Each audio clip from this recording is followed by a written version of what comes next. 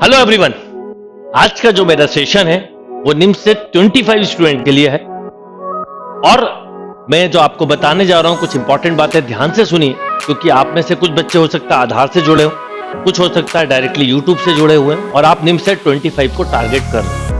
मैंने जब vision 1 batch launch किया था तो बहुत सारे बच्चों ने रजिस्टर किया था, पर उस समय कई बच्चों ने बताया था कि सर अभी हमारे सेमेस्टर एग्जाम की वजह से हमें थोड़ा सा टाइम लगेगा, तो क्या पॉसिबल है कि दिसंबर में भी कोई बैच हो। तो मैं आप सबको बताना चाहूंगा उन सभी स्टूडेंट को जो निम्स से 25 के लिए टारगेट कर रहे हैं, चाहे वो फाइनल ईयर अपेयरिंग हो या ड्रॉपर हो, सेल्फ स्टडी अभी तक कर रहे हो, आप लोगों के लिए एक और अपॉर्चुनिटी है। विजन 2 बैच को मैं 2 दिसंबर से लॉन्च कर रहा हूँ, स्टार्ट कर रहा हूँ और इस बैच में क्या क्या फीचर्स होंगे बताता हूँ। और अभी हमारे पास अगर हम निमसेट पॉइंट ऑफ व्यू से देखें तो 6 मंथ है और अगर हम CUT पॉइंट ऑफ व्यू से देखें तो हमारे पास 4 मंथ है। तो दोनों ही एग्जाम को टारगेट किया जाएगा और ये वो बैच होगा जिसके थ्रू हम डिटेल सिलेबस कर पाएंगे। इसके बाद जो बैच होगा वो फास्ट ट्रैक कोर्स होगा और फास्ट ट्रैक कोर्स का मतलब होता है क्लासेस को हम स्पीड में, क्योंकि हमारे पास टाइम बहुत कम रहेगा। अब एक क्वेश्चन जो सबसे बड़ा आता है चैलेंजिंग, या बच्चे पूछते हैं कि सर ये कैसे पॉसिबल है कि 6 मंथ में हम डिटेल सिलेबस कर लें। ये ऐसे पॉसिबल है कि 6 मंथ को हम 12 मंथ के इक्विवेलेंट बनाएंगे, यानी नॉर्मल जो 1 ईयर में हम सेशंस करते हैं उसकी डबल अप्रोच और डबल एफर्ट्स आपको देने पड़ेंगे, यानी हम 6 महीने को 12 महीने के इक्विवेलेंट बनाएंगे। और मैं श्योर हूं कि आप विजन 2 के थ्रू अगर आपका ड्रीम NIT जाना है या CUT के थ्रू DU या JNU या BHU जाना है तो आपका ड्रीम डेफिनेटली पूरा हो सकता है। अगर आप हार्ड वर्किंग के लिए तैयार हैं तो vision 2 batch is a best option, क्योंकि इस बैच में 2 एंड पे क्लासेस होंगी। पूरा सिलेबस आपको लाइव के थ्रू मिलेगा, बट इनिशियली मैं चाहूंगा कि आप 2 एंड पे पढ़ें तो आपको recorded sessions plus live session दोनों के कॉम्बिनेशन के साथ क्लासेस मिलना चालू होंगी, यानी आप 2 एंड से पढ़ेंगे। वो पूरा मैं गाइड करूंगा कि किस तरह से आप पढ़ें। कंप्लीट स्टडी मटेरियल होगा जिसमें DPT यानी daily practice test, TWPT topic wise practice test, full length test, mock test, each and everything. और सबसे यूनिक बात, जो इम्पिटस गुरुकुल की सबसे यूनिक बात है, वो ये है कि बच्चे टेस्ट पेपर तो दे देते हैं पर उनके टेस्ट पेपर के उनको प्रिंटेड सॉल्यूशन मिलते हैं, उससे कभी भी इंप्रूवमेंट नहीं होता।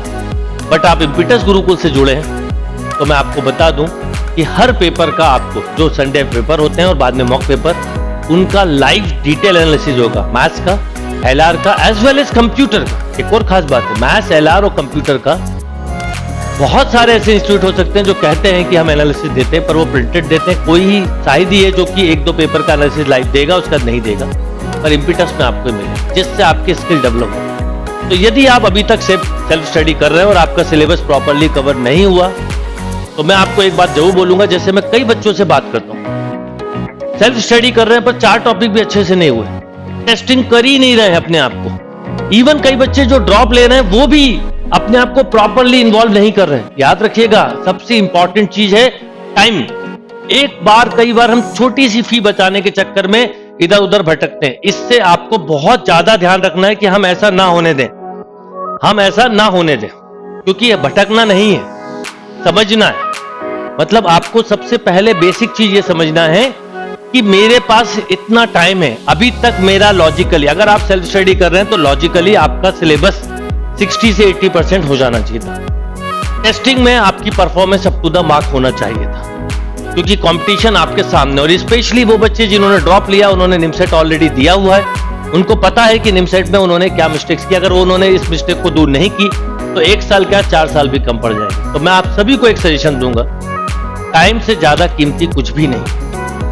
हम हर जगह इन्वेस्ट करते हैं पर कई बार हम एजुकेशन में इन्वेस्ट नहीं करते और ओपन सोर्सेज के थ्रू ज्यादा पढ़ते हैं। ओपन सोर्सेज से प्रॉब्लम कुछ भी नहीं है, बट सबसे बड़ी प्रॉब्लम ओपन सोर्सेज में आती है कि हम भटक जाते हैं। एक ही टॉपिक को हम कई बार कई दिनों तक करते रहते हैं और फिर हमें ये लगता है इसने अच्छा पढ़ा है क्वाड्रेटिक, अरे ये इससे अच्छा पढ़ा रहा है, कोई और दोस्त ने सजेशन दिया इसको फॉलो कर लो, ये और अच्छा पढ़ा रहा है। पता चलता हम एक ही चैप्टर पे कमांड नहीं कर पा रहे। और हर एक का अपना तरीका होता है और हर एग्जाम का नेचर अलग होता है। जेई का नेचर अलग है, निमसेट का नेचर अलग है, NDA का नेचर अलग है।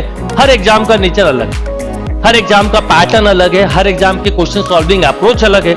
तो अगर आप जेई की प्रिपरेशन कर रहे हैं तो जेई की प्रिपरेशन वाले कंसेप्ट को करो फॉलो, पर आप निमसेट की प्रिपरेशन कर रहे हैं तो जेई के क्वेश्चन हेल्प करेंगे, पर कितने परसेंट वो पता होना जरूरी है। निमसेट 24 में क्या क्या मिस्टेक बच्चों ने की ये पता होना जरूरी है। अगर आपने ड्रॉप लिया तो आपको ऑलरेडी पता है, जो फ्रेशर बच्चे हैं वो ध्यान रखें कि मौका है। पूरा 6 महीने उस लेवल की मेहनत करो जो बच्चा एक साल भर के बराबर मेहनत करता है। मैं श्योर हूं कि आप अच्छा रिजल्ट दे सकते हो। जैसे एग्जाम के 3 दिन पहले, चाहे कोई कितना भी कम पढ़े, पर एग्जाम के 2 दिन 3 दिन पहले हर बच्चा पूरे दिन रात पढ़ता। आप ऐसे ही पढ़ाई करें, और अगर आप फाइनल में हैं तो फाइनल के साथ मैनेज करें, 6 to 8 आवर निकालें। पॉसिबल है कि हो, क्योंकि मैं इस बैच में 2 एंड पे लेके चलूंगा। मैंने आपको बता दिया मोर देन अभी, मतलब मेरा टारगेट ये होगा कि फरवरी मार्च तक आप अपने सिलेबस को ऑलमोस्ट कवर कर लें। कैसे होगा? कुछ पोर्शन आप रिकॉर्डेड क्लास के साथ देखेंगे, बाकी सब लाइव के साथ देखेंगे, दोनों का टेस्ट देंगे, दोनों के पेपर देंगे, दोनों को बैलेंस करते हुए चलेंगे। उससे आपकी परफॉर्मेंस आएगी। और ना केवल मैथ्स, एलआर भी और कंप्यूटर भी। और अगर आप सीयूटी को भी टारगेट कर रहे हैं तो सीयूटी का कंप्यूटर पोर्शन भी इस बैच में कवर होगा, मैथ्स का पोर्शन भी कवर होगा, एलआर का पोर्शन भी कवर होगा, मटेरियल में इंग्लिश का भी होगा, प्रॉपर टेस्टिंग होगी। तो ऐसे मौके को बिल्कुल मत जाने दें। और एक और बात है कि एक लिमिटेड टाइम तक एक कूपन कोड दिया है, आप इसको यूज करेंगे तो आपको फी में भी कुछ ना कुछ बेनिफिट मिलेगा। तो बिल्कुल समय वेस्ट मत करिए। अगर आपका एक्चुअल ड्रीम है एनआईटी जाना, तो उस ड्रीम को पूरा करने के लिए जो जो एफर्ट हो सकते हैं लगाइए। और अब आप नवंबर एंड पर हैं, अब आपको अपने बारे में पता है कि आप कहां स्टैंड कर रहे हैं। अपने आप को बिल्कुल वो मत करिए, पहले देख लीजिए स्टैंडिंग कहां है और उसके अकॉर्डिंग आप अपने आप को तैयार करिए। मैं श्योर हूं कि आप एक अच्छा रिजल्ट दे सकते हैं। इस बैच की पूरी डिस्क्रिप्शन में डिटेल्स हैं, लिंक है, और 2 तारीख से इसकी क्लासेस स्टार्ट हो जाएंगी, 2 दिसंबर से, और टिल निमसेट तक ये क्लासेस चलती रहेंगी।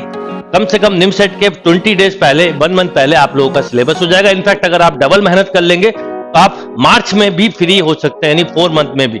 मेरा टारगेट यही है कि पहली कोशिश ये हो कि मार्च तक आप सिलेबस कर लें।